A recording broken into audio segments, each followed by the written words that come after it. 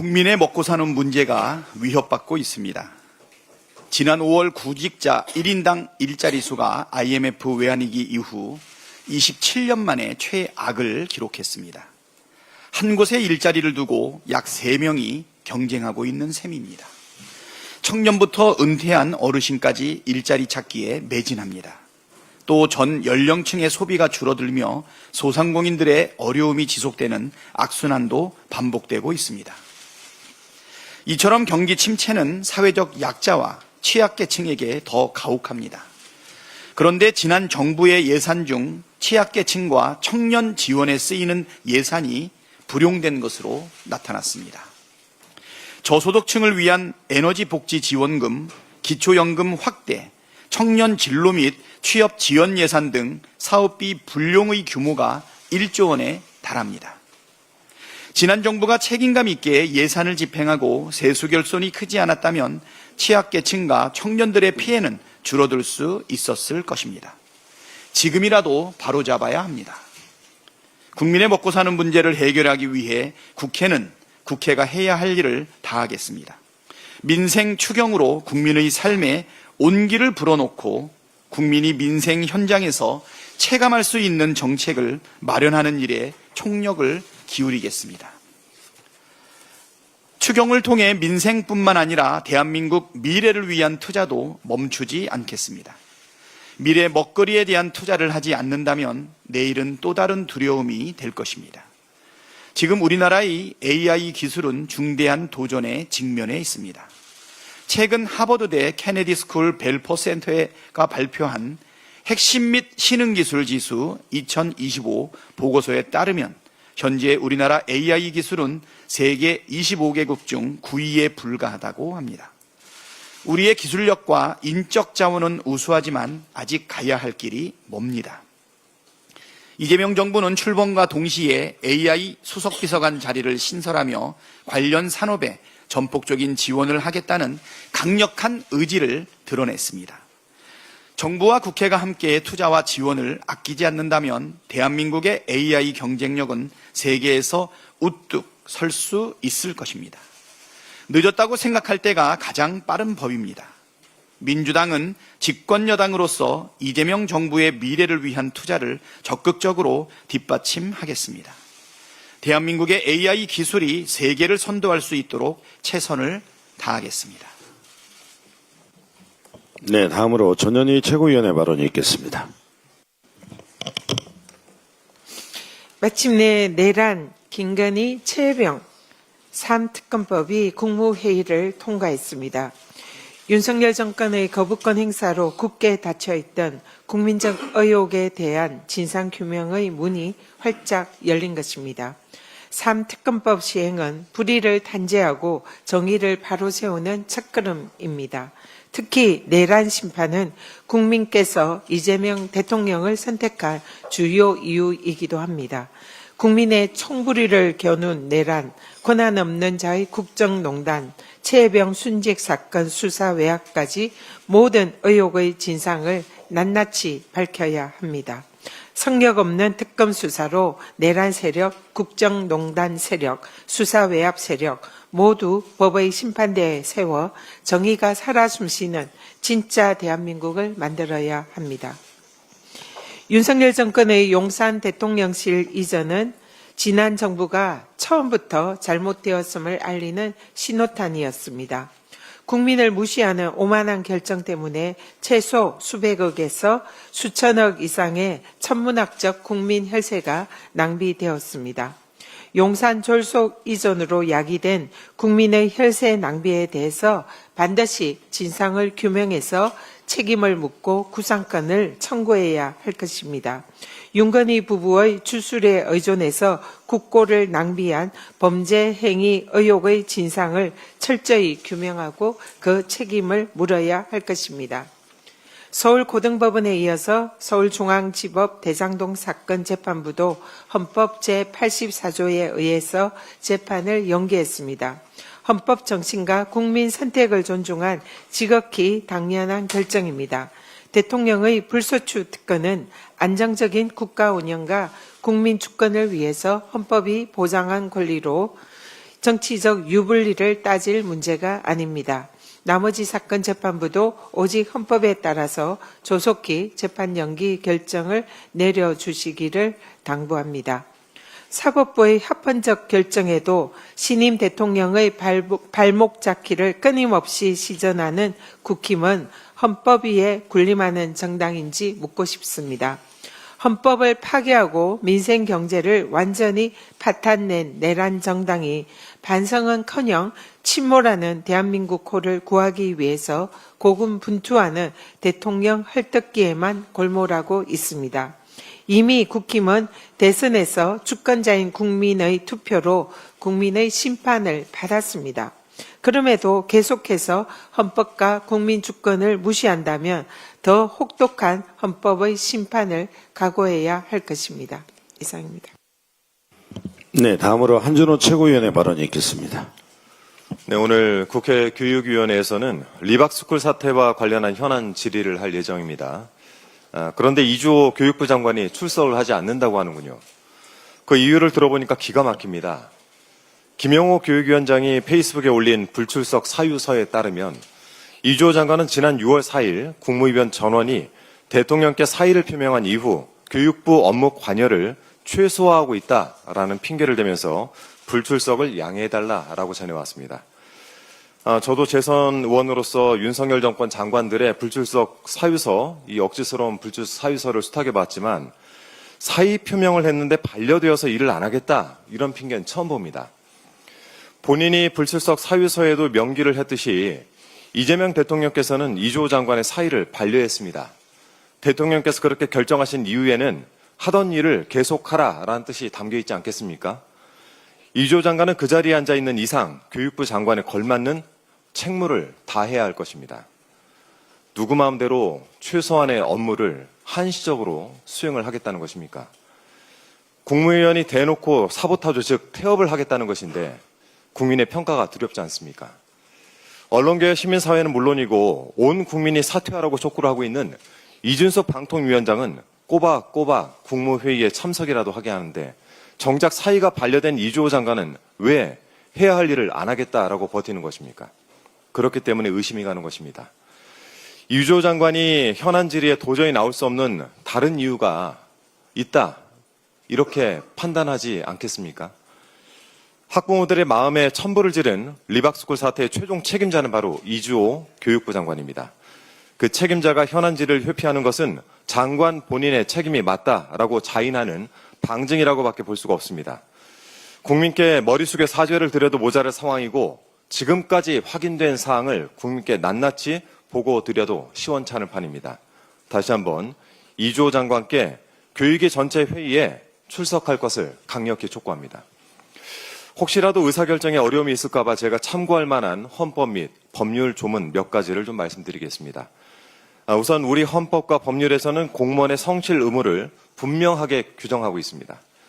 대한민국 헌법 제7조 공무원은 국민 전체에 대한 봉사자이며 국민에 대해 책임을 진다라는 조문이 명시되어 있고 이에 따라 국가공무원법 제56조에서 공무원의 성실 의무가 명시되어 있습니다. 대한민국 교육부 수장으로서 공무원으로서 주어진 직분을 다하면서 마지막까지 모범을 보이시기 바랍니다. 그리고 대한민국 헌법 제62조에서는 국회나 그 위원회의 요구가 있을 때 국무위원이 출석 답변해야 한다. 이 사안이 의무로 명시되어 있습니다. 그리고 국회법 제121조에도 그 절차를 구체적으로 규정을 하고 있습니다. 즉 이주호 교육부 장관은 헌법과 법률에 따라 교육위 전체 회의에 출석을 해야 합니다. 이주호 장관은 리박스쿨 사태에서 결코 자유로울 수 없다는 점 다시 한번 말씀드립니다. 아울러 오늘 드리는 말씀은 모든 국무위원들께 해당이 됩니다. 떠나는 그날까지 모든 국무위원들은 자신의 책무와 책임을 회피하지 말아야겠습니다. 이상입니다. 네, 다음으로 김병주 최고위원의 발언이 있겠습니다. 내란 특검법, 김건희 특검법, 최상병 특검법, 이른바 3대 특검법안이 어제 국무회의를 통과했습니다. 그동안 윤석열의 거부권에 막혀 그 빛을 잃어가던 진실의 등불이 다시 힘을 받게 됐습니다. 그 불꽃이 활활 타오를 수 있도록 특검 후보자 추천 등 민주당이 해야 할 절차를 빈틈없이 챙기겠습니다. 지난 3월 전투기 2대가 포천 민가에 폭탄을 투하하는 사고가 발생한 바 있습니다. 이른바 포천 전투기 오폭 사고입니다. 너무나 황당하고 어이없는 사고였습니다. 그런데 최근 또 군에서 어이없는 사고가 발생했습니다. 군인이 잃어버린 소총이 민간인에 의해 발견되는 황당한 일이 벌어진 겁니다. MBN 보도에 따르면 대구에 있는 한 부대의 부사관이 업무차 렌트카를 빌린 뒤 총을 차에 두고 반납했습니다. 그런데 군은 사흘이 지나도록 소총이 사라졌다는 사실을 알지 못했던 것으로 전해졌습니다. 소총을 발견한 민간인의 신고로 분실 사실을 알게 됐고 그제야 총기를 회수했다고 합니다. 군에서는 총기의 수량과 반납 여부를 불출대장을 통해 매일매일 기록하도록 되어 있습니다. 사흘이나 총기가 방치됐다는 건 이 같은 매뉴얼이 지켜지지 않았다는 의미입니다. 생명과 직결될 수 있는 총기 관리에 총체적인 부실이 드러난 겁니다. 12.3 계엄 이후 군의 지휘체계가 여전히 흔들리고 있는 건 아닌지 우려됩니다. 질서 없는 군대는 방향을 잃은 배와 같습니다. 하루빨리 군의 기강을 바로 잡아야 합니다. 하루빨리 내란을 완벽하게 끝내야 합니다. 하루빨리 국민의 신뢰를 받는 군으로 다시 태어나시길 간절히 바랍니다.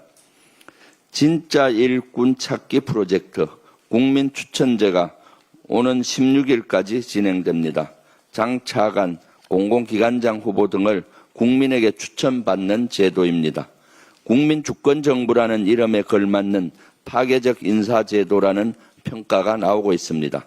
그동안 밀실에서 이루어지던 공직자 임명 과정이 투명해지고 인재풀을 확대할 수 있다는 점에서 매우 긍정적이라는 반응도 잇따르고 있습니다. 그렇습니다. 국민추천제는 학연이나 지연에 기대는 공직사회 분위기를 바꿔놓을 것입니다. 인사권자에게 잘 보이기 위해 아첨하는 분위기 또한 사라지는 첫걸음이 될 것입니다. 국민에게 충직한 공직자가 인정받는 사회, 국민을 위해 헌신하는 공직자가 인정받는 사회, 국민의 기대를 안고 희망을 꽃피우는 공직사회, 그 이름은 국민주권 정부가 될 것입니다.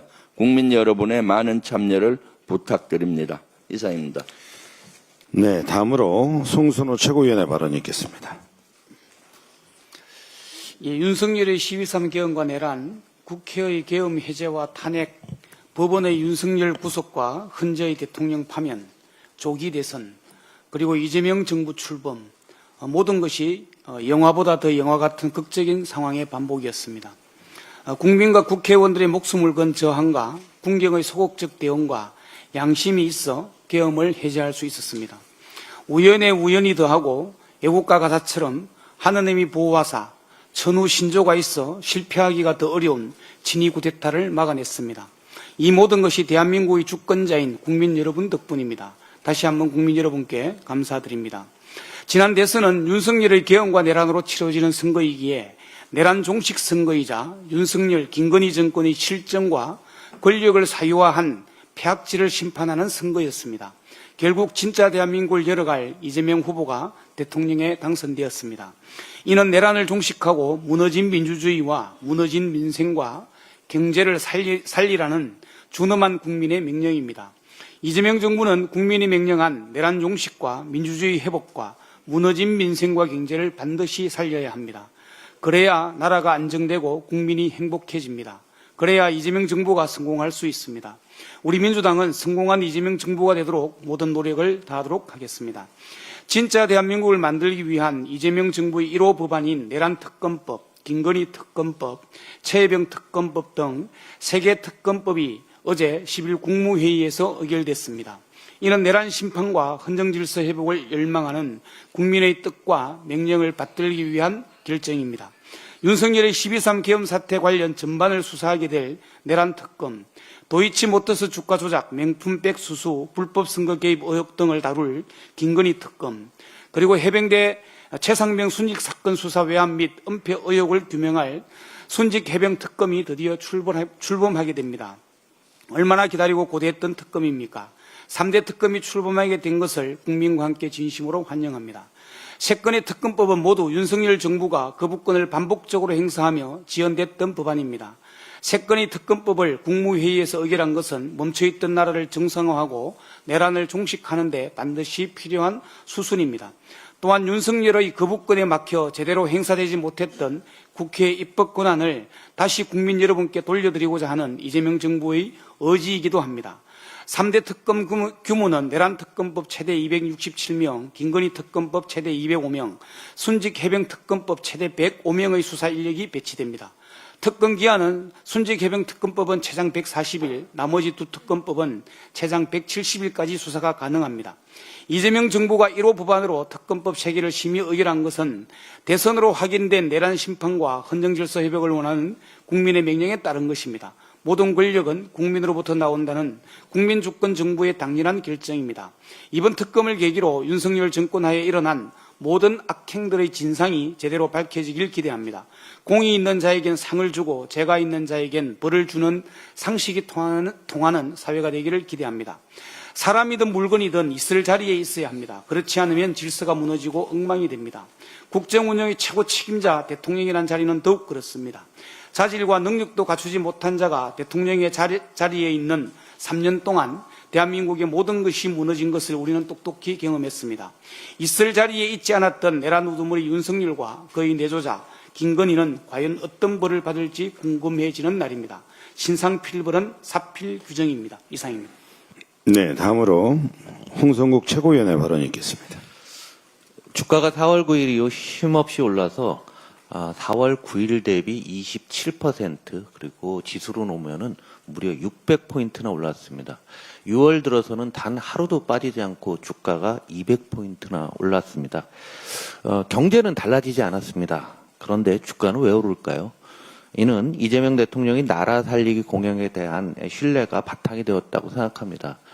이와 마찬가지로 누가 어떤 정책과 어떤 시각을 가지고서 정부를 경영하느냐에 따라서 우리 자산시장이 크게 변동한다는 것을 보여주고 있습니다.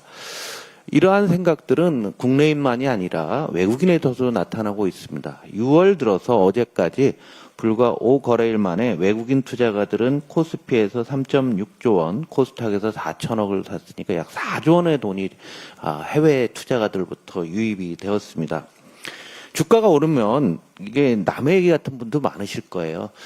우리나라 주식 투자가를 1,400만 명으로 보시고 가족까지 합치면 우리나라 국민의 한 절반 정도가 주식 투자를 하고 있으니까 이분들만 혜택을 보는 게 아닐까라고 생각하실지 모르지만 주가가 올라가게 되면은 우리가 흔히 얘기하는 부의 효과, 웰스 이펙트라고도 합니다. 자산이 늘어나니까 소비가 증대돼서 많은 분들한테 국민 경제 전체에 영향을 줍니다. 조금 시간은 됐지만 2018년 조성원 교수의 논문에 따르면 주가가 1% 오르면 소비는 단기적으로 0.03% 늘어난다고 합니다. 그럼 주가가 한 20% 정도 올랐으니까 이걸 계산하면은 약 7조 원 정도의 소비 증대 효과가 있습니다. 정책은 그리고 투자가들이 무엇을 바라보느냐에 따라서 투자와 소비 심리에도 큰 영향을 줍니다. 상황이 이러하니까 한국 증시는 이제 풍부한 유동성 그리고 수급도 상당히 좋아졌고요. 뭐니 해도 정책 기대감까지 해서 3박자로 이어지고는 있습니다. 그런데 가장 중요한 펀더멘탈 경제 체력이 좋아지지는 않았습니다. 여전히 어렵습니다. 이것은 이재명 국민주권 정부가 풀어야 할 시대적 책무입니다.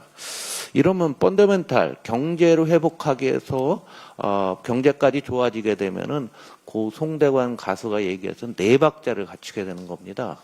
그런데 이 4박자에서 가장 중요한 한 박자가 안 돼 있는데요.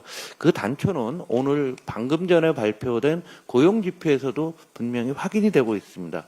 5월에 24만 명 정도의 일자리가 늘긴 했습니다. 그런데 청년들이 가장 선호하는 제조업은 2년 반째 감소세를 보이면서 5월에도 6만 7천 개가 줄었고요. 건설은 아시다시피 10만 6천 개, 음식 숙박업 6만 7천 개 이렇게 줄었습니다. 반면에 일자리가 늘어난 데는 보건사회복지 23만 개, 전문과학기술 서비스업 11만 개, 그리고 60대 이상 일자리가 37만 명 정도가 늘었습니다. 이걸 결론으로 말씀을 드리면 청년 일자리를 살리기 위해서도 제조업이 필요하다. 고령자들한테 더 많은 복지 수요가 들어가야 된다. 그리고 내수는 여전히 어렵다. 그다음에 복지 수요가 증대되고 있고 전문 과학기술 쪽에서도 일자리가 11만 개 정도 늘었기 때문에 이재명 정부가 해야 될 것은 청년 일자리, 제조업, 그리고 고령자를 위한 복지 중심, 그리고 내수를 살리는 것, 그리고 AI를 비롯한 전문 과학기술에 대한 투자를 늘리는 것입니다. 누가 봐도 이것은 시대의 흐름이고 이것이 바로 이재명 정부의 과제라고 생각합니다. 이러한 문제를 해결하기 위해서는 시장도 이렇게 바뀌고 있고 여기에 맞춰서 이재명 정부도 열심히 나가겠지만은 가장 중요한 것은 국민 여러분들의 성원과 지지가 필요하고 공감이 필요합니다. 코리아 디스카운트를 코리아 프리미엄으로 만들기 위해서 국민 여러분들한테 절대적인 지지를 다시 한번 부탁드립니다. 경제는 민주당입니다.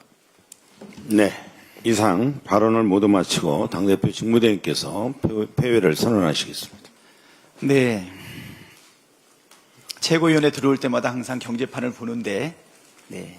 오늘 보니까 2,900포인트를 돌파하고 환율은 계속 떨어져서 1,363원까지 내려왔죠. 예. 이 국민들의 기대가 사실은 경제, 특히 주가와 환율에 미치는 영향을 보여주고 있는 것 아닌가 생각이 됩니다. 이 부분을 확실하게 우리 홍성국 최고위원께서 말씀하신 것처럼 기초를 튼튼하게 하고 지속 가능하게 주가는 성장하고 환율은 안정을 찾을 수 있게끔 노력해야 되지 않는가 이런 생각이 들고요. 특히 외국인 매수세가 꾸준히 늘어나고 있습니다. 우리 정치판에서 매수 그러면 나쁜데 경제판에서 매수하니까 굉장히 희망적인 것 같아요. 앞으로는 우리 정치판에서도 희망이 넘치고 경제판에서는 더욱더 든든하게 성장할 수 있게끔 우리 민주당이 여당으로서 충분히 뒷받침하겠다 이렇게 말씀드리겠습니다. 든든한 추경 그리고 물가 안정도 동시에 이뤄내겠다. 그래서 경제는 민주당이다. 그 말씀하시죠. 안보도 민주당입니다. 그렇습니다. 유능하고 실용적이며 국민의 민생을 반드시 챙기는 집권 여당의 모습을 국민들 앞에서 겸손하게 분명하게 보여드리도록 하겠습니다. 최고위원회를 폐회합니다.